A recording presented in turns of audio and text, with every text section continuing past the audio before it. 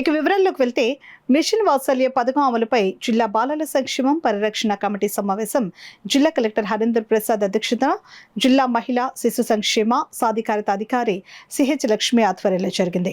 సమావేశంలో జిల్లాలో బాలల సంరక్షణ, రక్షణ, పునరావాసం, విద్య, ఆరోగ్యం మరియు సంక్షేమానికి సంబంధించిన అంశాలపై జిల్లా collector, Zilla Parishad intermediate education, lead bank, minority, గిరిజన, బీసీ సంక్షేమం, పాఠశాల విద్య, వైద్య, ఆరోగ్యం, పోలీస్, కార్మిక, దేవాదాయ శాఖల అధికారులతో కలిసి సమీక్ష నిర్వహించారు. ఈ సందర్భంగా మిషన్ వాత్సల్య పథకం అమలు పురోగతి, గత సమావేశంలో తీసుకున్న నిర్ణయాలపై చేపట్టిన చర్యల నివేదికలు, అలాగే బాలల రక్షణకు సంబంధించిన వివిధ శాఖల సమన్వయం, అవసరమైన చర్యలపై చర్చించారు. ఈ సందర్భంగా జిల్లా కలెక్టర్ హరీంద్ర ప్రసాద్ మాట్లాడుతూ, జిల్లాలో బాలలపై జరుగుతున్న దాడులను సమర్థవంతంగా ఎదుర్కొనేందుకు అన్ని శాఖలు అప్రమత్తంగా ఉండాలని ఆదేశించారు.